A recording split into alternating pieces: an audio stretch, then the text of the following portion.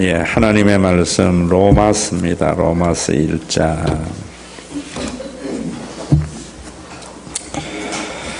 우리 8절부터 17절까지 지난주에 이어서 두 번째인데 교독을 하면서 지난주에 주신 말씀도 여러분들이 좀 되새기면 좋을 것 같습니다. 238페이지입니다. 로마서 1장 8절.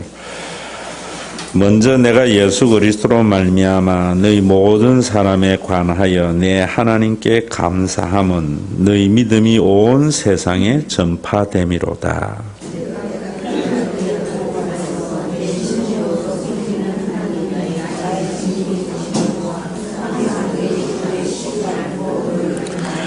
어떻게 하든지 이제 하나님의 뜻 안에서 너희에게로 나아갈 좋은 길 얻기를 구하노라.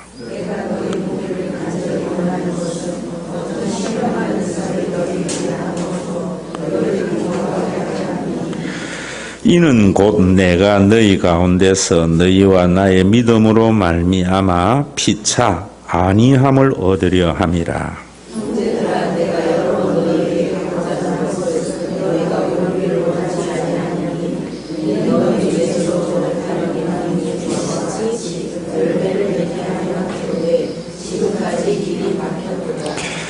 헬라인이나 야만인이나 지혜 있는 자나 어리석은 자에게 다 내가 빚진 자라.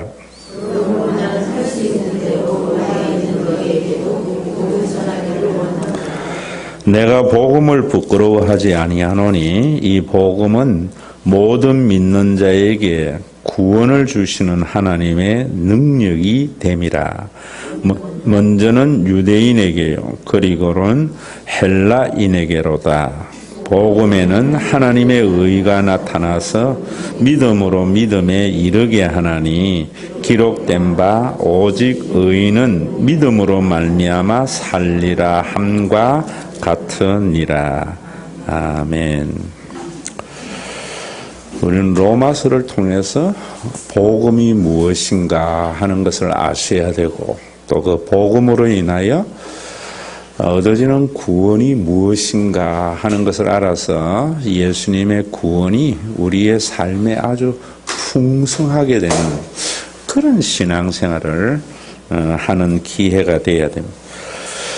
먼저 지난주에 제가 그런 이야기를 했죠. 또 주일날도 말씀을 드렸는데, 우리가 복음을 알게 되고 예수를 제대로 믿으면은 로마 교회와 바울은 한 번도 만난 적이 없는데 그 사람들을 그렇게 만나기를 원해요. 여러분, 참 이 신비한 것이 복음의 능력입니다. 이런 게 사라진 게 너무나 안타까워요.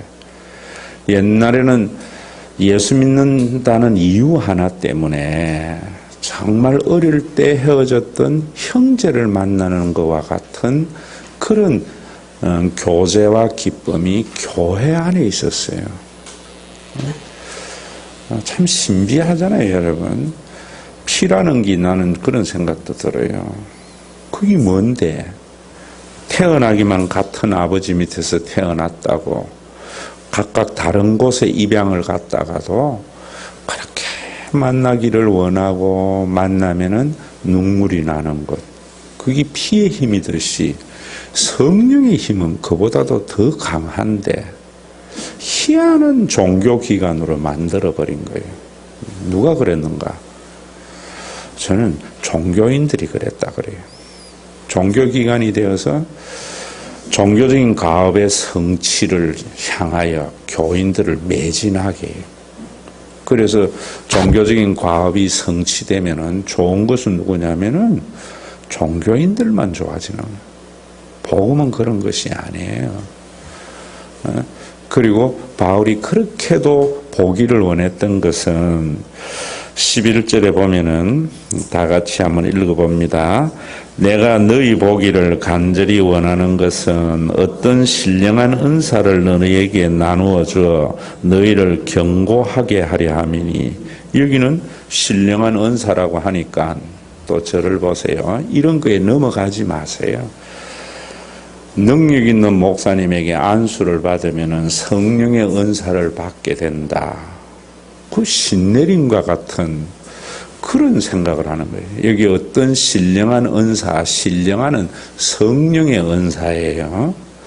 성령의 은사를 나누어 주어서 너희가 경고하게 한다라고 할 때에 마치 바울은 그 은사를 하나님에게 특별히 받아서 소유하는 자라고 생각한다면은 그것 역시 우리가 천지신명을 믿는 잘못된 생각에서 나온 거예요. 주일날도 제가 말씀을 드렸지요. 성령의 은사는 헬라어로 카리스마, 이 카리스라는 말은 은혜라는 말이에요. 그 헬라어의 마, 전미사라는 마가 붙으면은 추상적인 것이 구체화된다. 하나님의 은혜가 구체화되어서 나타나는 것들이 은사다, 이 말입니다. 하나님의 은혜를 내가 인정하는 순간 내가 가지고 있는 모든 것들이 하나님이 주신 선물인 줄 알게 되는 거예요. 이런 것이 옛날에 교회 안에는 참 많이 있었어요. 받을 자격 없는 자에게 베풀어 주신 그 하나님의 은혜, 나 같은 자를 하나님의 자녀 삼아 주신 그 은혜가 내 속에 있으면은 내가 가지고 있는 게 내 것이 아니라 하나님이 선물로 주신 것인 줄 알게 되는 거예요. 이런 변화가 옛날에는 교회 안에 있었어요. 그러려면은 가장 또 은혜를 알려면은 신관에 대한 변화가 있어야 돼요. 그래서 지난주일을 제가 여러분들에게 하나님은 어떤 하나님인가 로마서 하면서 말씀을 드렸어요. 주일 설교에는 이런 거 저런 거 다 못해요. 시간의 제한 이런 것 때문에. 그래서 수요일 날 나와서 말씀을 제대로 알면은 그 신앙이 견고하게 되는 거예요. 그래서 우리 교회는 참 수요일 날 예배가 중요하다 생각해요. 뭐 자꾸 목사님 다른 성경 공부 뭐 안 하세요? 수요일 날은 안 오면서 그런 거 하는 것은 학교 공부는 제대로 안 하고 과외만 하려고 하는 아주 웃기는 현상이라고 저는 봐요. 저는 교회에 있는 이런 예배나 이런 것들을 통해서 다 교인들이 필요한 영의 양식을 공급하고 있어요. 그거 안 받아들이면 그렇죠. 참 중요한 것은 신관의 변화예요. 신관이 잘못되기 때문에 하나님의 은혜를 그냥 개념적으로만 이해하는 거예요. 실존의 삶에서 나타나지 않고 우리 한국의 신관은 저는요 교인들이 전부 재벌 신관만 가지고 있어요.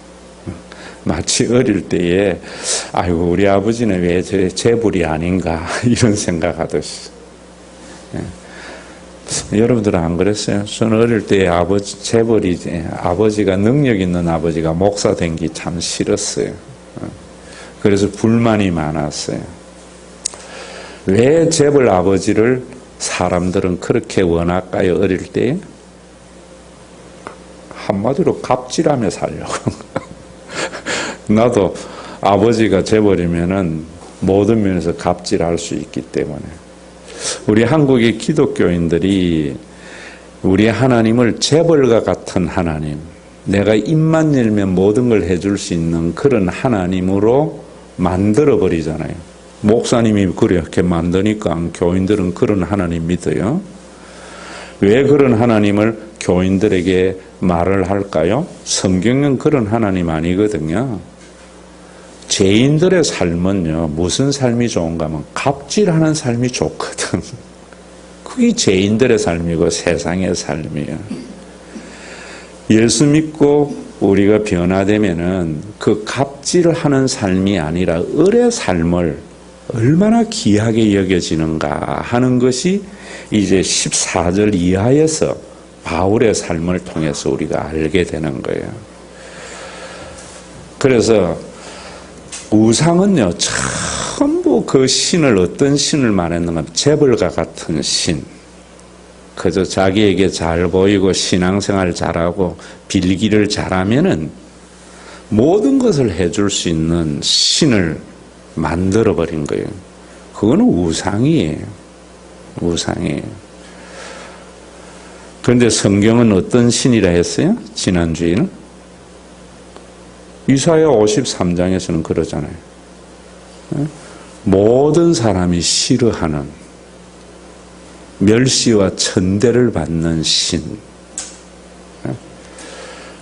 그러면 하나님께서 모든 사람이 싫어버린 바 되고 멸시와 천대를 받는 것은 능력이 없어서 그런가? 그게 아니에요.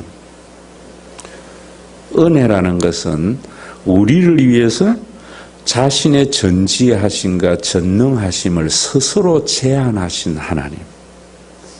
그걸 아는 것이 성숙된 것이고 은혜 받은 자예요.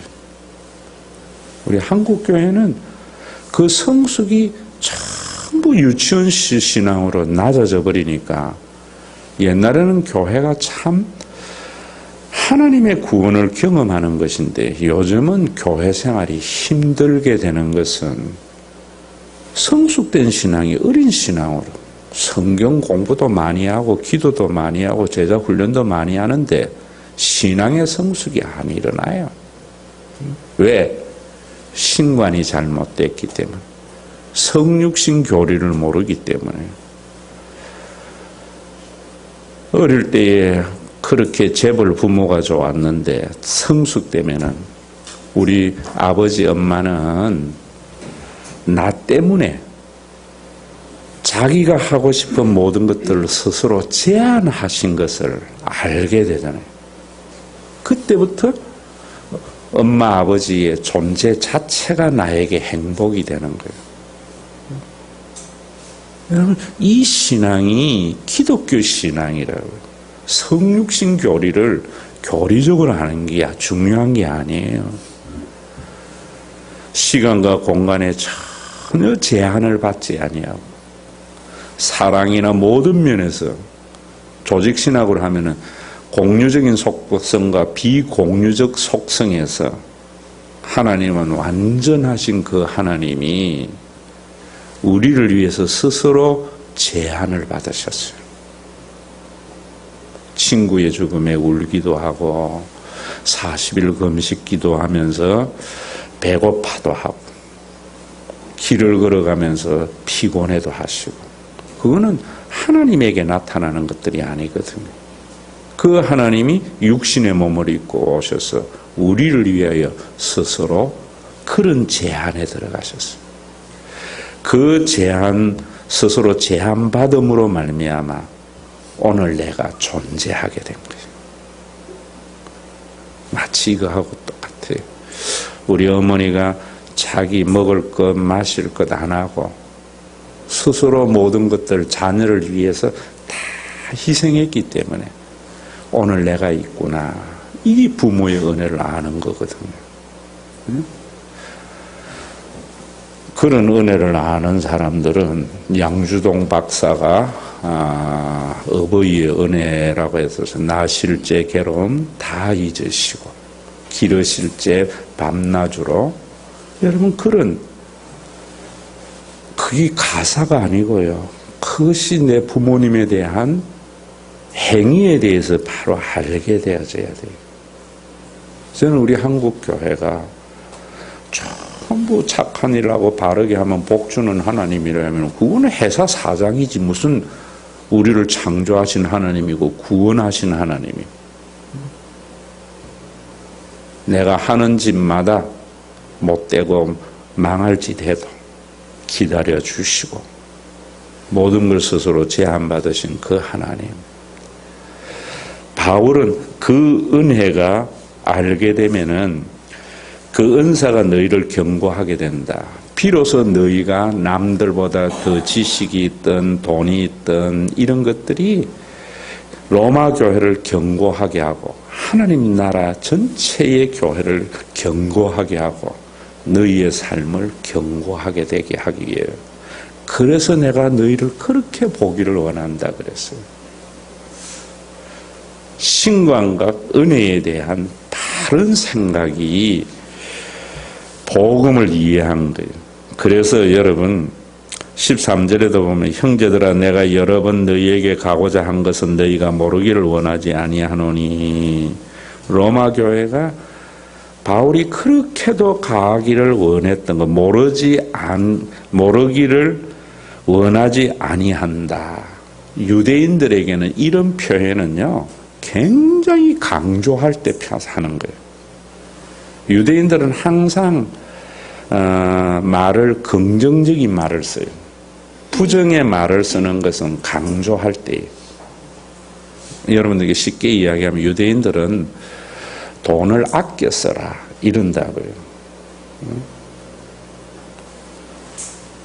우리가 그런 것들을 아껴 쓰라는 말하고 너희 그 돈을 아껴 쓰지 아니하면 안 돼. 이럴 때에 후자의 말은 그렇게 안 하면 멸망당한다는 그런 절박감이 있는 거예요. 내가 너희에게 가기를 그렇게 원하는 것을 너희에게 알게 하기를 원하는 것은 자기를 드러내려고 하는 게 아니에요. 여러분들이 본심을 아셔야 돼요. 목사님이 뭐 어려울 때 가서 신방하면서 위로의 말하는 덕담 그런 게 아니에요.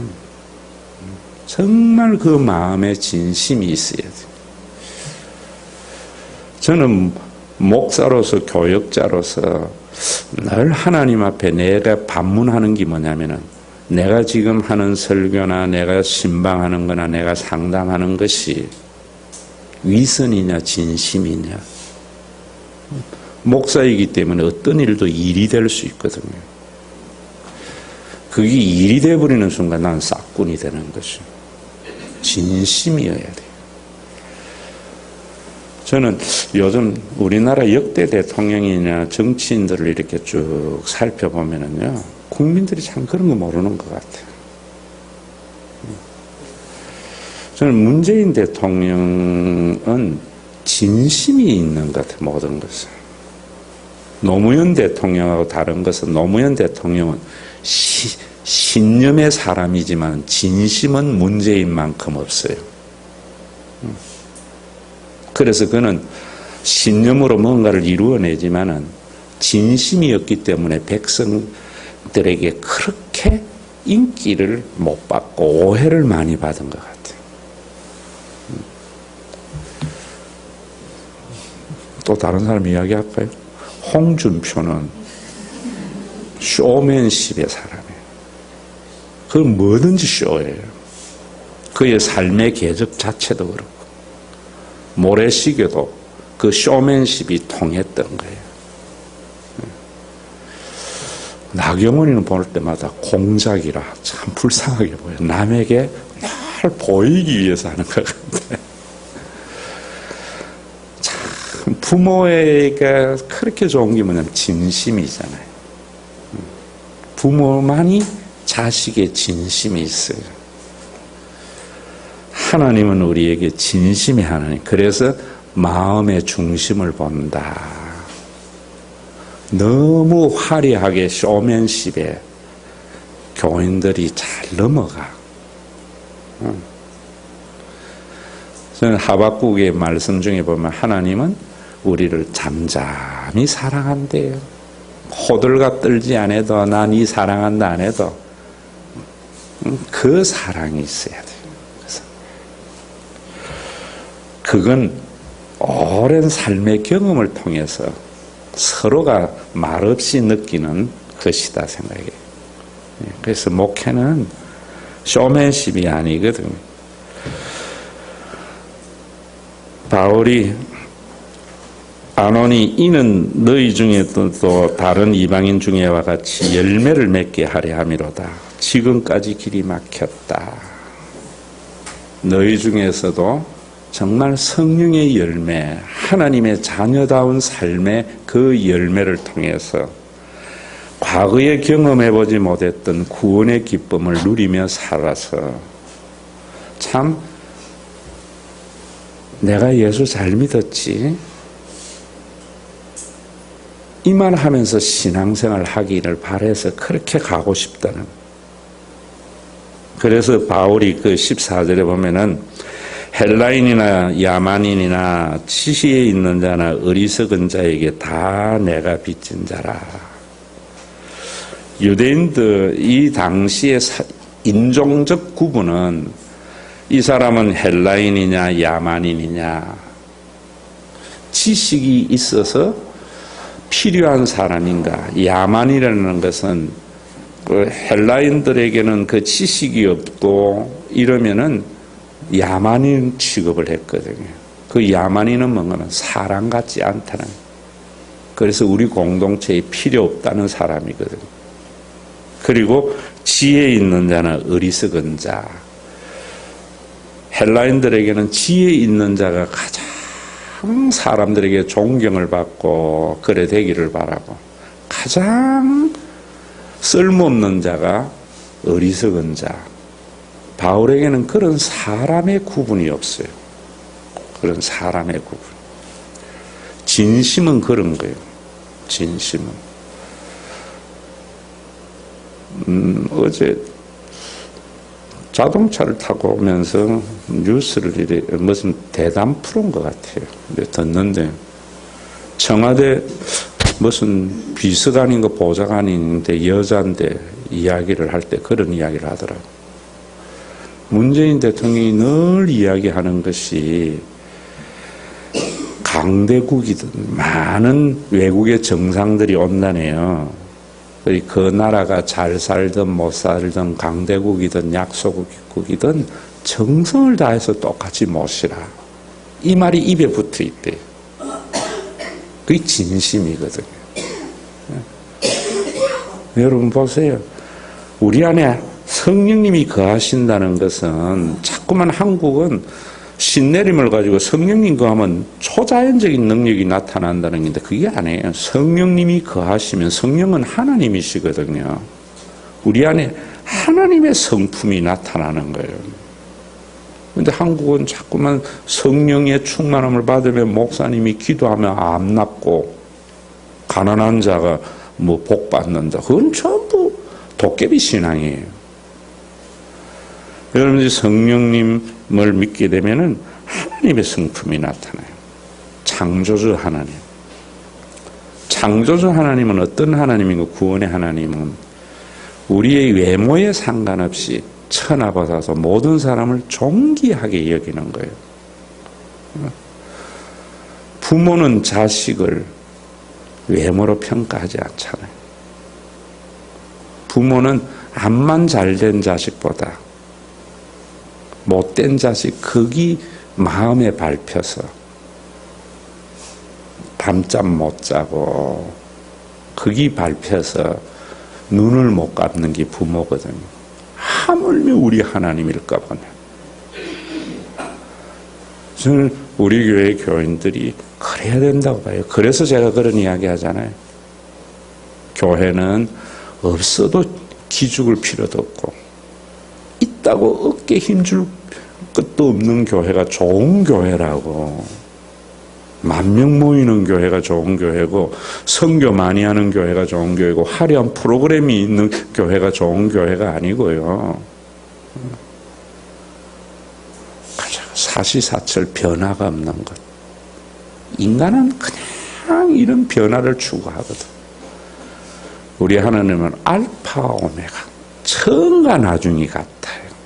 처음. 그러니까 자극적인 것에 너무 지금 물들어 있는 거예요. 저는 이 바울이 보면은 이 모든 사람에게 자기는 다 빚진 자라 하거든요. 사람에 대한 구분이 없어요. 인간이기 때문에 그도 지혜자가 좋고 이러지만 그 안에 하나님이 그를 지배하니까 그런 것들이 눌려지는 거예요. 그래서 갈라디아서에서는 바울은 뭔가 하면 육신의 소욕은 성령을 거스리고 성령의 소욕은 육신을 거스린다. 신앙생활은 날마다 우리 속에 있는 육신의 소욕, 육신이 우리에게 가져다주는 생각을 거스려야 돼요. 육신의 생각 뭡니까? 힘 있는 사람이 좋고 말 잘 듣는 사람이 좋은데 그것을 내려 눌릴 줄 알고, 거스린다는 것은 내려 눌려서 눌린다는 말이에요. 용수철 같이 또 언제 티 나올지 몰라요. 그래서 우리는 예배, 주일 예배도 드려야 되고 수요 예배도 와야 되는 거예요. 복 받으려고 오는 게 아니고. 그러면서 다 내가 빚진 자라는 말이요, 구원받은 자에 가지는 말이 굉장히 중요한 말이 이 말이에요. 바울의 소명사상에 빚진 자가 없으면 소명사상이 안 돼요. 여기 빚진 자라는 말은 어떤 말이냐면, 제가 여러분들에게 그런 이야기 하잖아요. 우리 교회에 옛날에 삼겹살 파티 참 많이 했어요. 우리 교회에 장소의 최대의 장점은 뭐냐면 마당에서 파티할 수 있는 거예요. 저는 뭐 주일날 우리 교회가 돈 한 푼 받지 않아요. 맛있는 거 먹었지만 사람이 살면서요, 행복은 어디에 있는가? 맛있는 거 먹을 때예요. 그거 부정하면 안 되거든요. 저는 미식가는 아니에요. 남들은 나보고 미식가는, 나는 맛에 큰 차이는 못 느끼는데 먹기를 탐하는 자예요. 아주 먹는 걸 좋아해요. 왜? 그 속에 행복이 있거든요. 그 속에 행복이. 목회는요, 어떤 분이 그랬어요. 먹회라고. 잘 먹으면 목회 된다고. 정말 우리 교회도 한번 옛날 뒤돌아봤어요. 얼마나, 뭐 이금희 선생님 더 잘 알 거예요. 텃밭에 상추해가지고 그 먹었던 그 추억이 얼마나 아름답고 좋아요. 그게 행복이죠. 그런데 제가 뭐라 했는가 하면, 그럴 때에 삼겹살 내는 사람이 먹어주는 사람에게 감사해라. 그게 세상하고 교회의 차이고, 구원받은 자와 구원받지 못한 자의 차이고, 은사가 있는 자와 은사가 풍성하게 되는 게 그런 거예요. 옛날에 저도 뭐 권세 있는 사람들이 초청하는 데 가서 식사 많이 했어요. 그런데 뭐 90년대 이런 데에 한 끼 30만 원짜리 뭐 이런 데 가서 이래 밥 먹어도 돌아오는 맛이 개운찮아. 가서 박수 치고 오는 것 같아. 여러분 그런 거 있잖아요. 밥 한 끼 내면서 온갖 갑질 다 하면서 행세하는 거. 그게 세상이에요. 그런데 은혜 받으면은요, 먹어주는 게 감사해요. 이 빚진 자라는 말이 그런 말이에요. 교회가 이런 게 있어야 되는 거예요. 우리가 은혜 알고 하나님 복음을 알아야 하는 이유가 그런 것이에요. 세상에 여러분 얼마나 웃겨요. 엄마가 아침에 일어나서 그렇게 정성스럽게 밥 했는데 먹어주는 놈이 세상에 그런 갑질하는 게 어디 있어요. 먹어주잖아, 엄마가 밥 한 거. 그래서 엄마가 제일 좋은 거예요. 가정이 좋은 거예요. 그거 없다면은 엄마가 좋을 이유와 가정이 좋은 이유가 없잖아요. 교회가 좋은 이유는 내는 사람이 먹어주는 사람에게 채무자가 되는 것. 이 빚진 자는 채무자거든요. 여러분 빚 한번 져봤어요? 세상에 제일 힘든 게 빚지고 사는 거예요. 세상에 제일 무서운 게 채권자 만나는 거예요.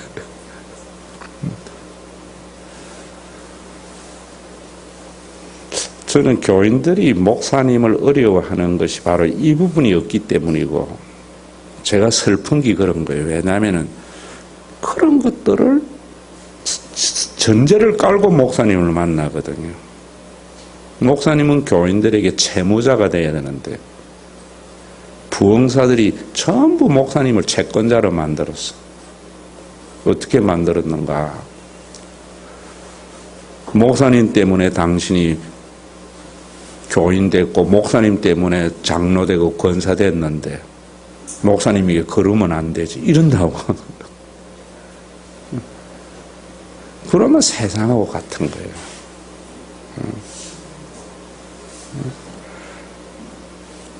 정말 여러분, 우리 교회 장로님들이나 그래도 그나마 다른 교회보다 좋은 것은 우리 교회 장로님들은 교인들에게 채권자 노릇하는 분이 별로 없어요.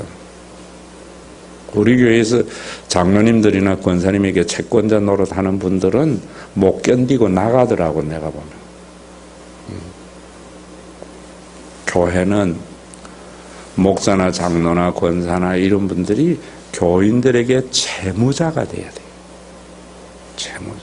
바울은 지금 자기가 이방인들에게 복음을 전해서 교회를 세웠잖아요. 그런데 그들 모두가 자기에게 구원의 채권자라는 거예요. 왜 바울이 이런 소명사상을 가지게 됐는가 하면 이게 이제 소명사상하고 연계해서 생각해야 되는데, 그래서 이 바울의 소명사상은 굉장히 중요한 거예요. 구원을 구원되게 하는. 이런 것들도 모르고 그냥 성경만 읽어버리는 그 문제라요. 목사님들이 사실은 정말 엄청 연구를 많이 해야 돼요. 목사님들이 옛날에는 그랬어요. 다방에 다니니까 다방면으로 바쁜 분이 되고 회의를 많이 하면 회의적인 교회가 된다 했는데, 정말 목사님들은 많은 연구해야 돼요. 뻔한 이야기 교인들 다 아는 이야기 해서 안 되잖아요. 이 채권자들의 이 소명사상이라는 게 이런 게 바울에게, 내가 송경희 권사님에게 복음을 전함으로 말미암아 송경희 권사님이 하나님의 자녀가 되었어요. 그런데 나를 왜 목사 되게 했는가? 송경희 권사에게 복음을 전하라고 나를 목사 되게 한 거예요. 그러면 송경희 권사님이 없다면 하나님이 나를 목사 삼아주겠어요? 안 삼아주겠어요? 삼을 이유가 없잖아요. 그래서 내가 복음을 전해서 당신이 하나님의 자녀가 되었지만은 하나님께서는 당신 때문에 나를 사도로 삼았고 목사로 삼아주었기 때문에 당신이 나에게 채권자다. 지금 이 말이에요. 이게 소명사상이에요. 여러분, 이 사상이 있으면은 교회나 세상이나 얼마나 좋겠어요. 대통령이 하나님께서 왜 나를 대통령 삼아주었는가 하면은 백성들을 행복하게 하려고. 그래서 내가 백성들에게 뭘 잘해. 그래도 내가 그 백성들에게 채권자 행세를 못하는 것은 그들이 없다면 하나님이 나를 대통령 삼을 이유가 없기 때문에. 이게 소명사상이에요. 그런데 하나님의 부르심이 있어야지 가지. 이 전부 엉터리 소명사상이에요. 소나무 한 뿌리 뽑으면 능력 있는 주의 종이 돼가지고 10,000명 되고 20,000명 되고 100,000명 되어서 세계 방방 곳곳에 복음전, 참 엉터리 소명사상이에요. 하나님의 그 부르심이 있는 사람들은 이 바울의 소명사상을 가져야 되는 거예요. 이 바울의 소명사상. 그래 되면은 똑같아요. 저는 한 번씩 참 하나님께 감사하는 게 뭐냐면은 내가 설교를 들어줄 수 있는 교인이 있다는 게 너무 행복해. 그래서 교인들이 나에게 채권자고 내가 채무자야. 여러분 정말 개척교회에 교인 몇 명 안 되나 할머니 몇 분 있는 분들은 열심히 노력해도 설교를 들어줄 사람이 없다고. 그러니까 설교 준비에 재미가 없거든. 근데 내가 이래가지고 했으니까 교인들이 나를 지지하. 이게 아니에요. 그러면은 교회는 세상이 돼버린다고. 자, 여러분 부모 보세요. 열심히 돈 벌어서 자녀 뒷바라지를 해주면서 자녀 보고 고맙대.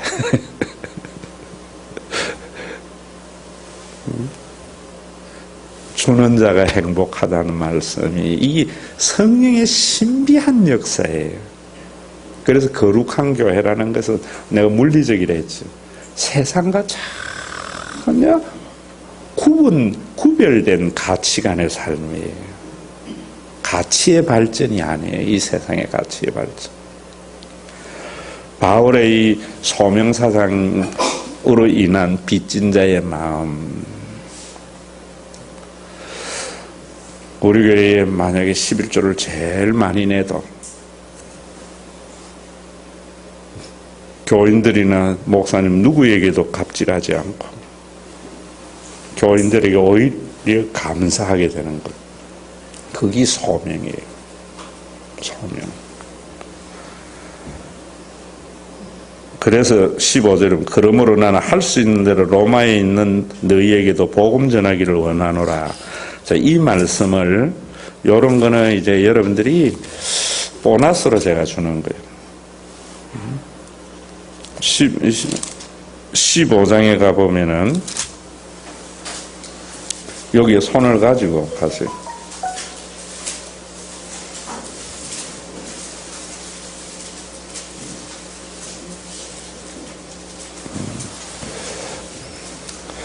(20절을) 다 같이 한번 읽어봅니다. 시작.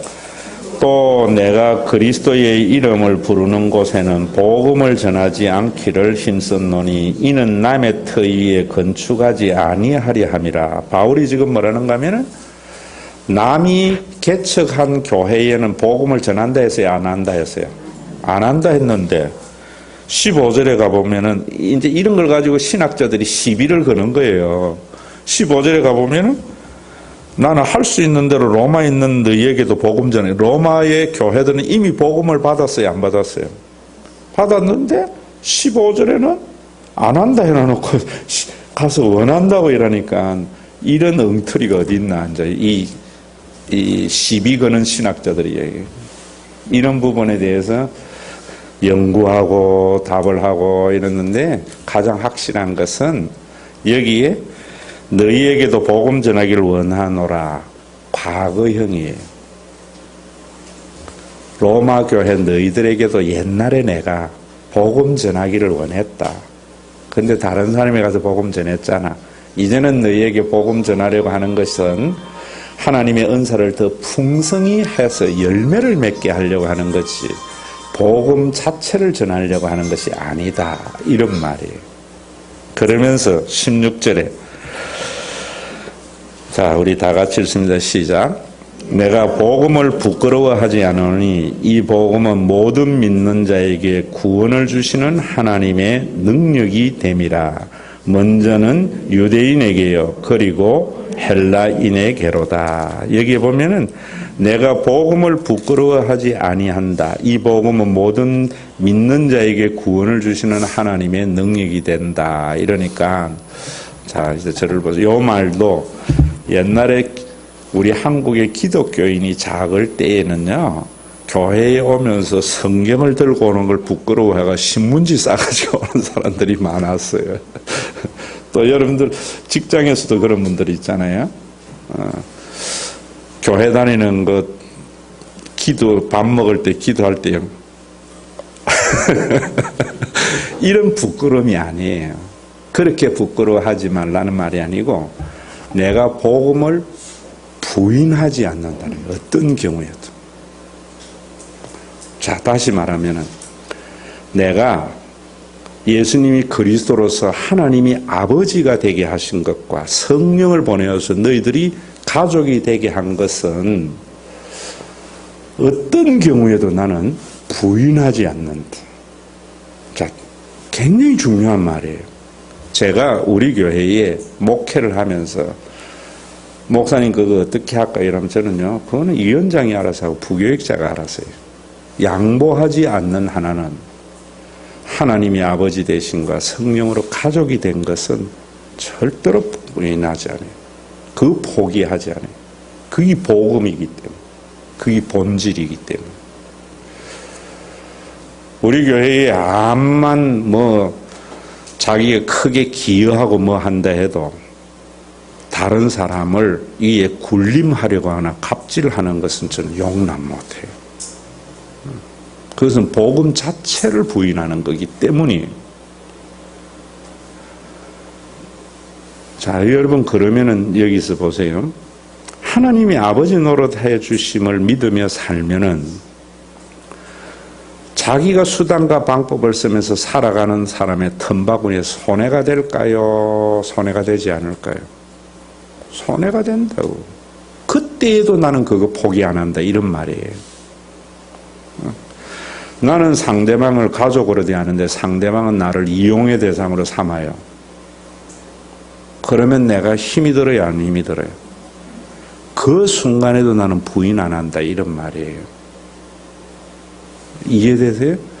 근데 우리는 이런 것들을 그냥 예수 믿는 것을 어디에 가서 영광 나타내고 우리가 예수 때문에 잘 되고 의롭고 이런 것을 자랑하고 나타내려 이래버리니까 복음의 가치가 얼마나 훼손되느냐 말이에요. 그런데 교인들이 이래 보면 대부분 싸우는 게 방법 때문에 싸워. 본질 때문에 싸우지 않고. 전부 지가 이익이 되느냐 손해가 되느냐에 따라서 깨끗하게 뒤집어지고 가치 없는 사람이에요. 여러분, 예수님을 믿음으로 말미암아 넓은 길로 가지 않고 좁은 길로 가면서 그 저항에도 결코 그것을 포기하지 않는 신앙. 바울에게 그게 있었어요. 자꾸만 선택을, 넓은 길, 좁은 길을 제가 이야기하잖아요. 그렇게 보면 김영삼 대통령은 지옥 갔을 것 같아요. 대도무문이라고 해서 계속 넓은 도로만 가가지고.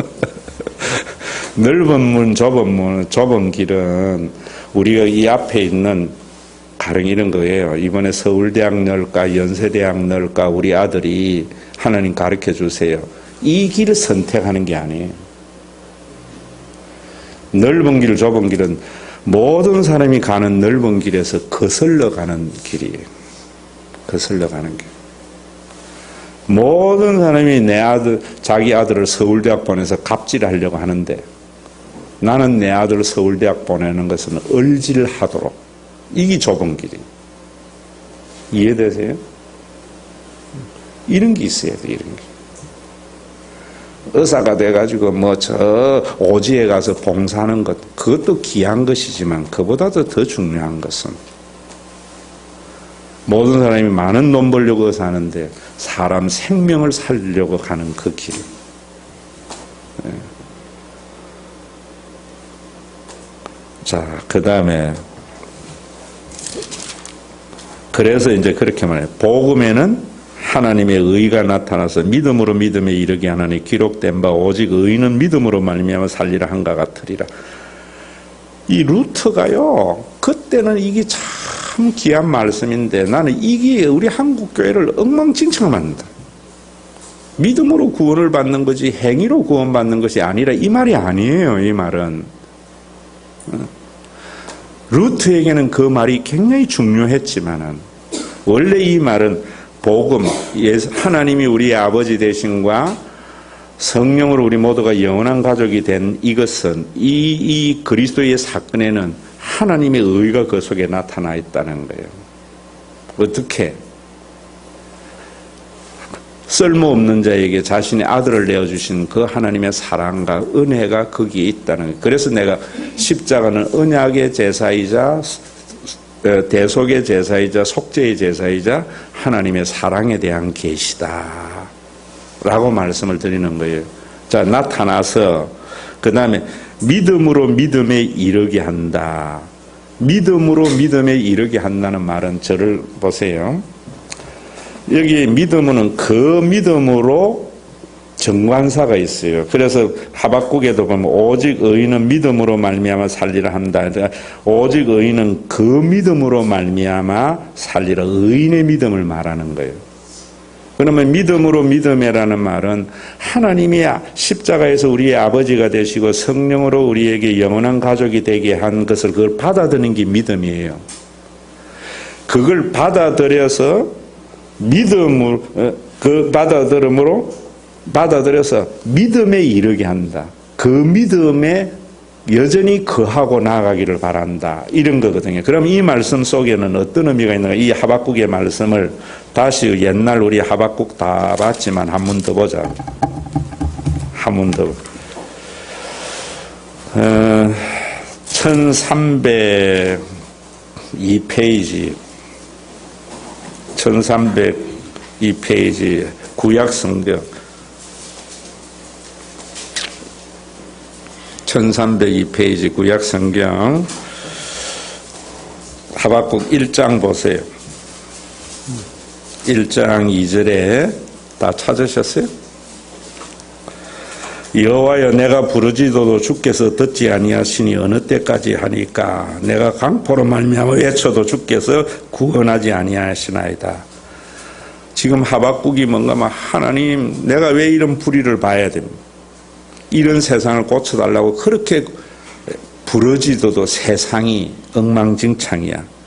내가 어찌하여 죄악을 보게 하며 패역을 눈으로 보게 하시나이까 하면서 지금 실망을 하는 거예요.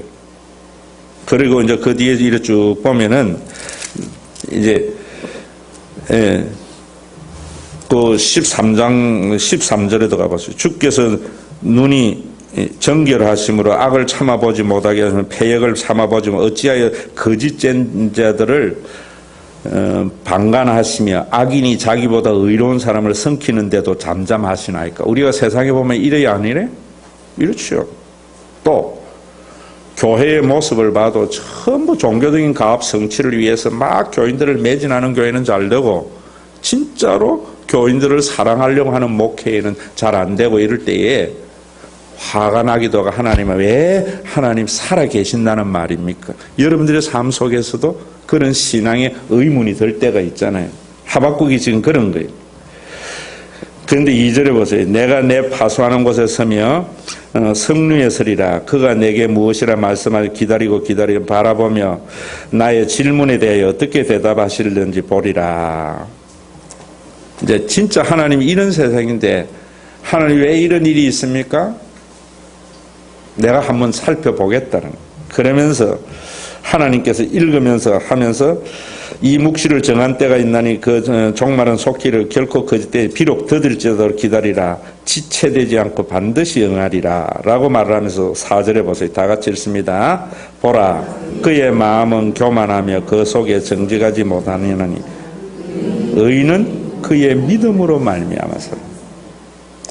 의인은 하나님의 신실하심을 믿는 믿음으로 사는 거지 네가 원하는 것이 이루어지는 것에 힘을 얻어서 사는 자가 아니라는 거예요. 자, 제가 여러분 그러잖아요.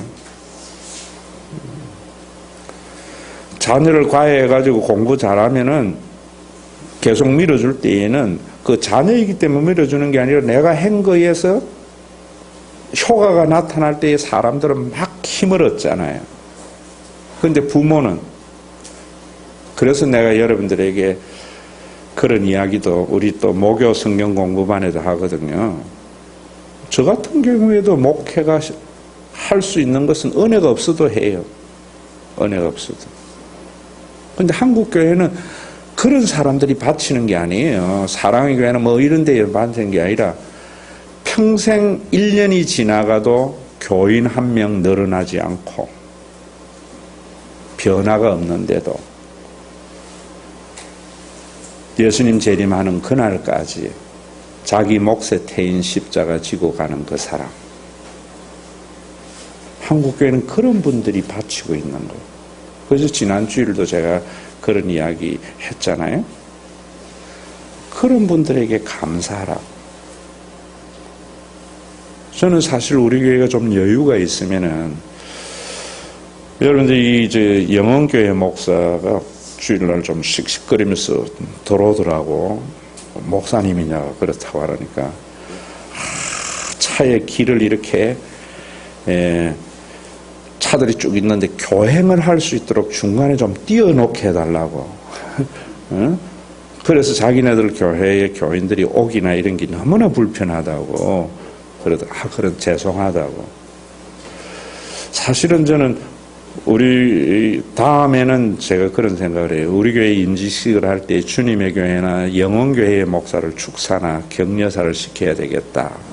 또 우리 교회 좀 여유가 있으면은 그 영혼교회나 이런 데 좀 도와드려야 되겠다라고 생각하는 것은 뭐냐면은 여러분 우리 한국의 큰 교회들이 보세요. 사랑의 교회나 뭐 온누리 교회 이런 교회들이 전부 옛날에 옥하는 목사가 전도에 서서 다 교인된 겁니까? 다른 교회에서 다 복음 들은 거 글로 다 한 거죠. 그러면 그 작은 교회에 언제나 빚진 마음으로 감사의 마음이 있어야죠. 그게 빚진 마음이고 은혜의 마음이지. 지금 이 하박국이 지금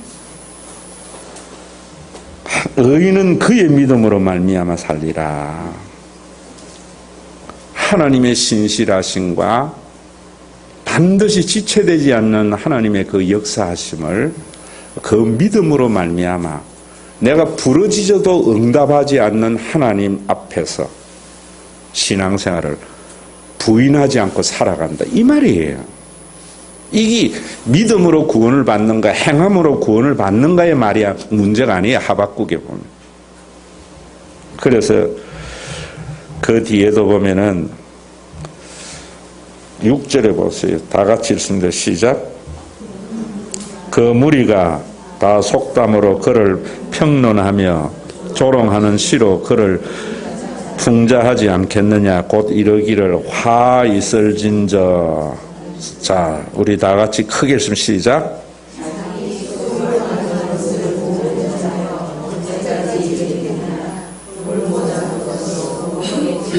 저는 이 말씀, 자기 소유 아닌 것을 모으는 자들, 이 자본주의의 가장 큰 문제. 전부 여러분들이 돈 많이 벌려고 하는 것은 뭐 내 소유 아닌 것을 내가 모으려고 하기 때문에 문제예요. 내가 믿는 하나님은 어떤 하나님인가 한번 따라합시다. 일용할 양식을 주시는 하나님. 매력이 있어요? 매력이 없어요? 아이고 그 하나님 믿고 내가 숨 넘어가고 어떻게 살겠나 싶으죠. 신앙인은 숨 넘어가는 삶이에요. 오늘 살게 하신 하나님이 내일도 살게 할 것을 믿는 이 싸움이에요. 이 싸움. 그 믿음의 바탕 위에 가야 돼. 그 믿음의 바탕. 그런데 우리는 날마다 내 소유가 아닌 것을 자기 소유 아닌 것을 모으려고 사는 이런 우리들을 하나님은 지금도 일용할 양식을 주시면서 기다리세요.